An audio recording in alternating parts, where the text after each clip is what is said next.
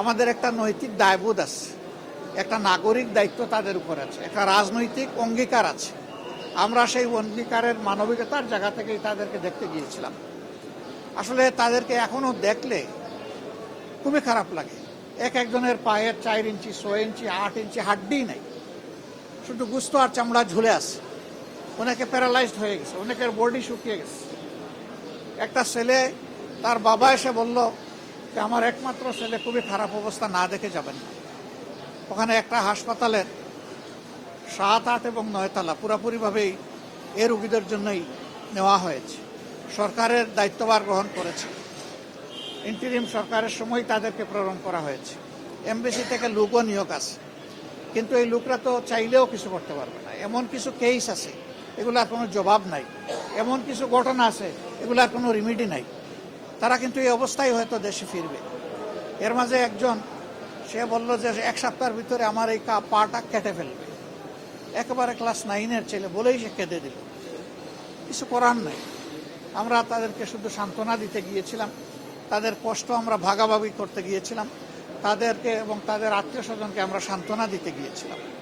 আমরা মনে করি রাষ্ট্রের অনেক দায় আছে, তাদের চিকিৎসা এবং পরবর্তী পর্যায়ে তাদের কাউন্সিলিংয়ের জন্য সরকারকে উদ্যোগ নিতে হবে, সাইকোথেরাপি দিতে হবে। শুধু যে আহত হয়েছে তাকে না, গোটা পরিবার ট্রমাটাইজড, গোটা পরিবারকেই সাইকোথেরাপি দেওয়া লাগে।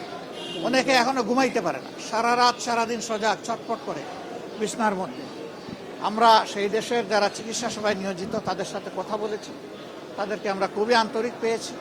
আমরা অনুরোধ করেছি যে তাদের সবটুকু দিয়ে যেন আমাদের এই কষ্টে থাকা লোকগুলোকে তারা সেবা দেন। আর আমাদের সরকারকে আমরা অনুরোধ করব, তারা এবং আরও যারা বাকি আছে তাদের দায় আমাদেরকে নিতে হবে, সরকারকে নিতে হবে। তাদের সুচিকিৎসা সর্বোচ্চ যেটা সম্ভব এটা নিশ্চিত করতে হবে। 3টা কেস আছে, এটা ব্যাংককে চিকিৎসা হবে না, তাদেরকে অন্য দেশে পাঠাতে হবে, ওখানে ওই চিকিৎসা নাই। এটা বড় মাপের নার্ভ ইনজুরি, তাদেরকে মিনিমাম সিঙ্গাপুরে পাঠানো লাগবে। আমরা সরকারের সাথে এই নিয়ে কথা বলবো ইনশাআল্লাহ, আপনারা দোয়া করবেন। আর আমরা যেখানে গিয়েছি 2টা আওয়াজ খুব মজবুত ছিল।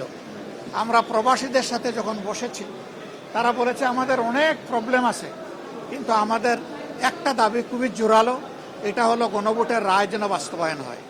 আমরা ভোট দিয়েছি, আমরা যেন আমাদের ভোটের মূল্যায়ন হয়েছে এটা আমরা দেখতে পাই। আর এদেরকে যখন দেখতে গেলাম আজকে, আহতদেরকে, পঙ্গুদেরকে, এরা গলায় জড়াইয়ে ধরে বলল যদি সুস্থ হয়ে ফিরে যাই, জাতির জন্য প্রয়োজন বারবার লড়াই করব, কিন্তু আমাদের গণভোটের রায় আর জুলাই সনদ 2টা যেন অক্ষরে বাস্তবায়ন হয়। এখানে একটু শুভঙ্করের ফাঁকি আছে, আমরা কোনো ফাঁকি মানি না। আমরা A to Z বাস্তবায়ন চাই, এটা ছিল তাদের বক্তব্য, তাদের দাবি। কোনো ফাঁকি ঝুঁকি চলবে না, সব কিছু আমাদের প্রত্যাশার আলোকে হতে হবে। তো এই মেসেজগুলো আমরা নিয়ে এসেছি। আমরা তাদেরকে সম্মান করি, ধারণ করি, পুরো দেশকে আমরা ভালোবাসি। আমরা সবাই মিলে ইনশাআল্লাহ দেশের সমস্যারও সমাধান করে সামনে এগিয়ে যাব।